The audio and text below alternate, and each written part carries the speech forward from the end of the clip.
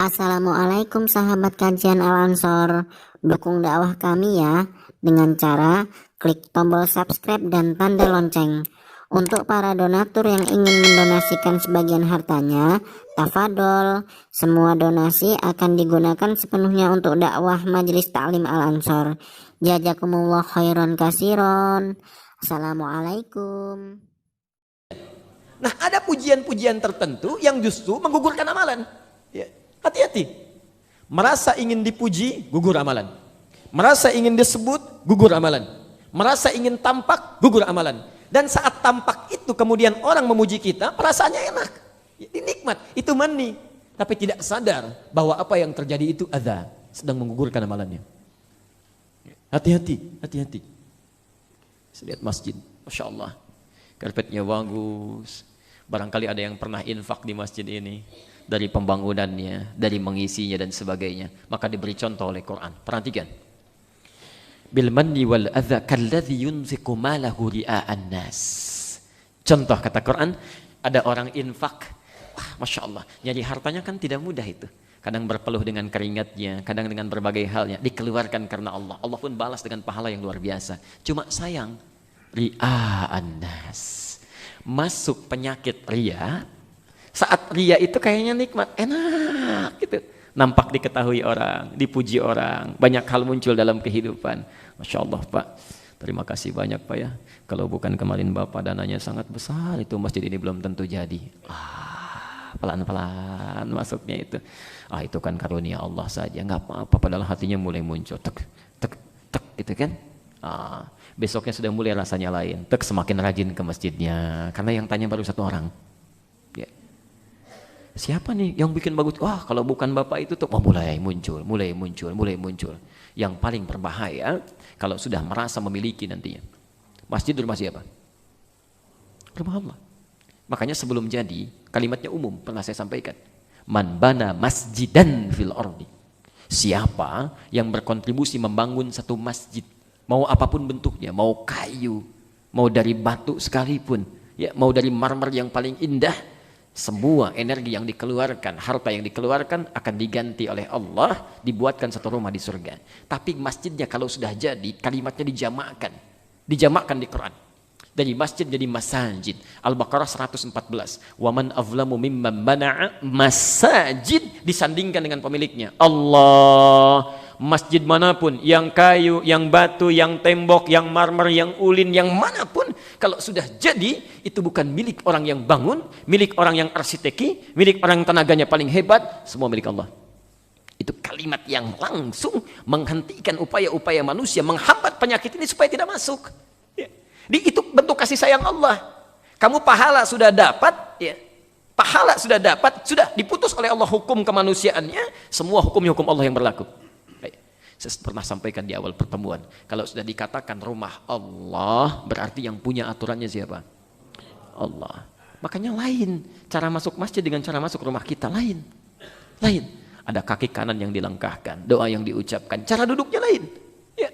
Kalau di rumah kita bertamu pada rumah manusia, datang, dipersilahkan dulu baru duduk. Rumah Allah dipersilahkan dulu, tapi dengan salat baru duduk. Ada kalimat yang boleh disampaikan, ada kalimat yang tidak boleh diutarakan.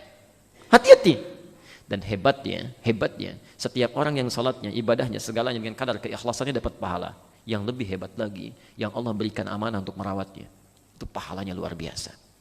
Luar biasa tinggi. Banyak Pak. Tapi Allah saya katakan. Tapi lihat ya, lihat persamaan hukumnya. Semakin tinggi tingkat pahalanya, semakin tinggi tingkat ujiannya. Ya.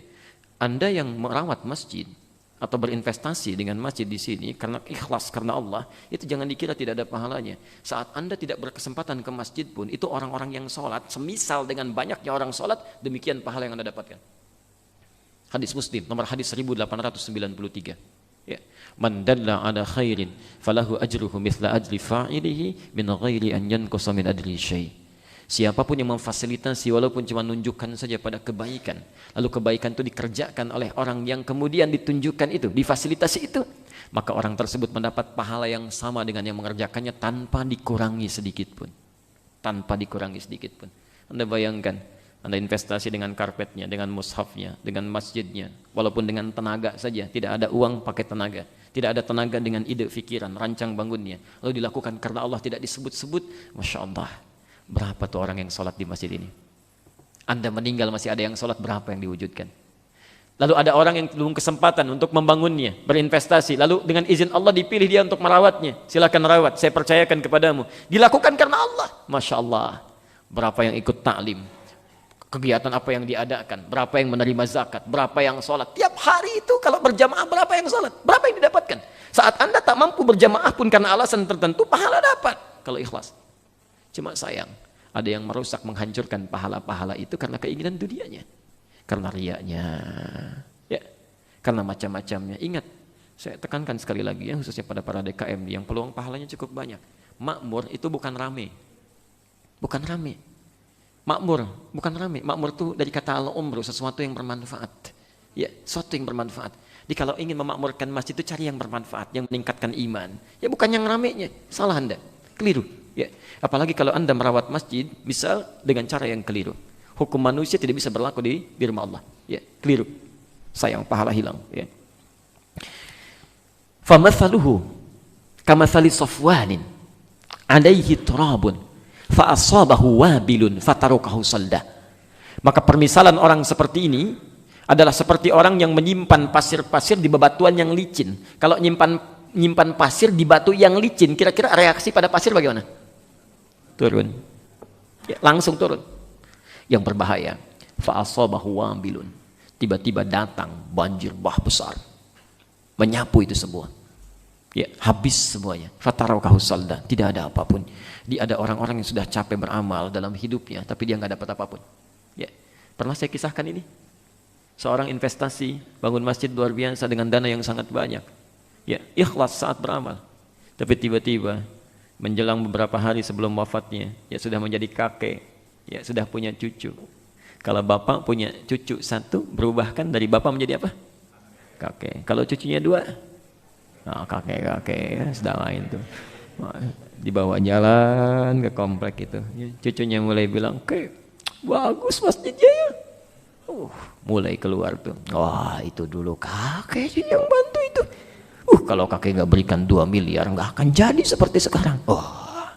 Ya, bukan tahadus bin nikmat untuk memotivasi, tapi ada rasa ingin dipuji. Itu bedanya ria dengan tahadus bin nikmat. Ya, hati-hati, setan itu sangat jenius. Sekarang nggak digoda, besok bisa datang. Ya, hati-hati, jangan gagalkan dan batalkan semua amalan yang sudah pernah dikerjakan. Maka lihat ujung ayatnya. La yaqdiruna ala syai'im mimma kasabu. Itu sindiran yang sangat tajam. Ada orang yang sudah capek-capek beramal nggak dapat apapun. Capek-capek bekerja tidak dapat apapun. Tapi yang paling dahsyat ujung ayatnya, wallahu la yahdil qaumal kafirin. Allah tidak akan pernah berikan petunjuk pada orang-orang kafir. Ya, disamakan dengan orang kafir, tapi masih beruntung orang kafir. Ya, maaf, orang kafir tidak sholat dapat pahala tidak? Tidak. Ada orang mengaku muslim sholat, tapi sholatnya bermasalah, nggak dapat pahala juga. Yang kafir dia nggak sholat, dia nggak capek. Yang muslim dia sholat tapi punya penyakit. Ya. Bahasa Qurannya itu diserupakan, bahkan lebih buruk. Ya. Hati-hati. Ya. Karena itu jaga niat dalam salat Anda, baca Quran Anda, amalan Anda, segala yang pernah kita kerjakan. Jelas sampai sini?